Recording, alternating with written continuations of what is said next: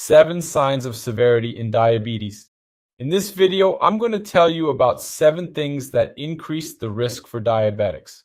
You may have noticed that some diabetics are very controlled, have a very good quality of life, and have a longer than average life expectancy, while others struggle to control the disease, have many complications. What determines this?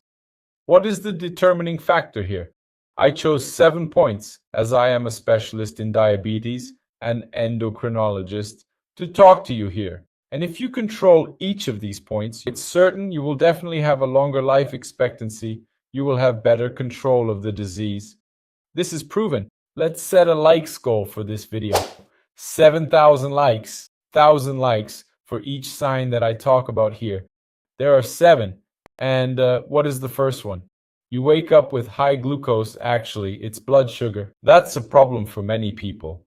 And I'll tell you that just because you see an increase in glucose in the morning, you wake up with high glucose.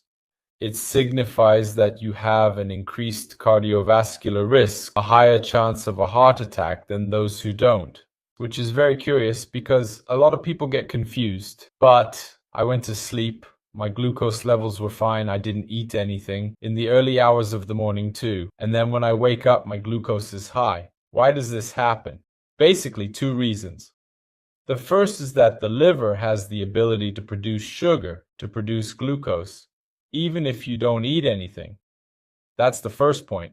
The second point is that at dawn, our body increases some hormones like glucagon, growth hormone, cortisol, and also adrenaline. These hormones naturally, in a physiological, normal way, they are increased at dawn. So this also contributes to the increase in glucose blood sugar when you wake up. At the end of this video, I'm going to tell you how to fix this. I just want to expose the other items as well, the other signs. Number 2, you have a lot of hypos. The fact that you have blood sugar values lower than 70 already confers a risk. Why?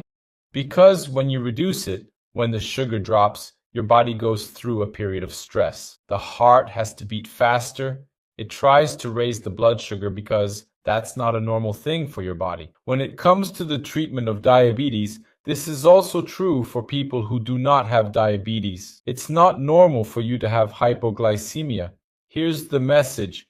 But when it comes to the treatment of diabetes, there's a very simple tip that you can do for the doctor to greatly improve your treatment. Whenever this happens, you will write down what happened and the circumstances, like how long it lasted and what the capillary blood glucose test was. You're going to write this down and describe the entire situation, note the time, and make a report. I always explain that hypoglycemia is like a puzzle. Imagine that you are experiencing a lot of hypoglycemia, it's dropping a lot, and then all you do is tell the doctor about it. It's like you're just showing a small piece of the puzzle. It's very challenging for them to figure out the full picture with just one puzzle piece. When you bring this report, which will significantly assist you, the doctor can identify it. And the vast majority of the time, it's a simple and easy adjustment. So it's worth it. Third sign, your glycated hemoglobin levels are increased. What is that? It's the average blood sugar over the past 3 months. Why? There are scientific studies that correlate the increase in glycated hemoglobin with the increase in chronic complications. What's the ideal value of glycated hemoglobin? This can vary from patient to patient, but generally around 7. Why do I say around 7? There are some patients for whom we must avoid hypoglycemia at all costs. For them, this target could be even higher. There are patients, for instance, for whom a glycated hemoglobin of 8 is considered good because they can't become hypoglycemic, but generally around 7. In some cases, it could also be 6.5. It will depend a lot on the patient, but if your glycated hemoglobin level is high, it's important that you ask your doctor about it. If he didn't explain this to you, most doctors do because it's part of the treatment. But you should know that increased levels of glycated hemoglobin mean a greater risk of complications. Number 4, you have high cholesterol. And here I'm definitely not saying that cholesterol is bad. Be careful. I'm talking about excessive cholesterol because we need cholesterol to live, to form hormones, for example, vitamin D, testosterone. Cortisol itself depends on cholesterol to be formed. So it's the excess of cholesterol, more specifically the bad cholesterol, which is the LDL. We have some LDL targets. It will depend on the risk of each one. So if the cardiovascular risk is low, for example, it's going to be less than 130. If it's medium moderate, it's going to be less than 100. So it depends on each person, and you have to make an individual assessment to know if each one is out of the goal or not. But if you're off target, you're having too much cholesterol, especially the LDL cholesterol. It's a sign of severity and increases your risk. Sign number 5, you don't practice physical activities, you're sedentary. This greatly increases the risk in diabetes. If you do more than 150 minutes of physical activity per week, it increases your life expectancy, improves diabetes control, decreases cardiovascular risk. And here you'll ask, which exercise? The exercise you have access to, ideally, specifically for diabetes, combined exercises and against resistance, for example, they help you increase muscle mass, which is very important. Very good for diabetes control because the muscle also captures glucose.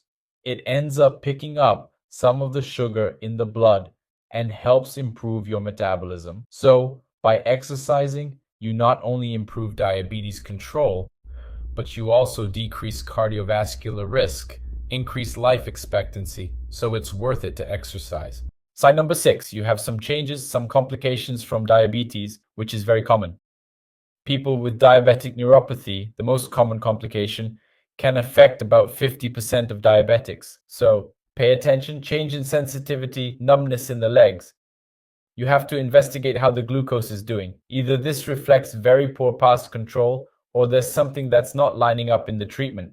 Because it's not expected that you, with good control of glycated hemoglobin, have chronic complications from diabetes. Change in the kidneys, decrease of kidney filtration, or the kidneys start to eliminate protein, a sign that they might be getting hurt. Diabetic retinopathy, change in the diabetic's vision. This is not just a warning sign, but a red alert. You need to pay attention to how you're controlling the diabetes. And the number 7, the last sign of severity in diabetes. You have high blood pressure, you're hypertensive. It's critical that you have good pressure control in diabetes, because both diabetes and hypertension, high blood pressure, greatly increase cardiovascular risk.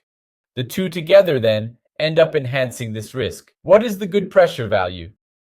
You might be questioning this. The pressure value must also be individualized. Often this value will be less than 130 dysystolic, the first number, and less than 80, the second number.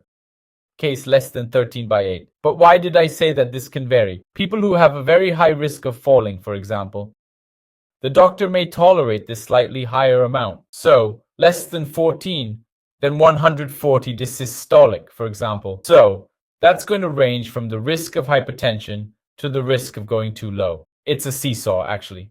Well, since I'm speaking to so many people, I have to be clear and say that the amount will vary for everyone. Now, what rating would you give this video? From 0 to 10? Do you want me to make more videos like this?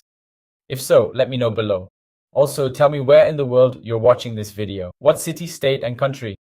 Write it here for me. I mentioned that I was going to give you tips for improving high blood glucose in the morning, your glycemia. For those who wake up with high blood sugar, I'll recommend this video here where I talk specifically about that. I explained why it happens, tips that are proven. Click here to be directed to that video. Hugs.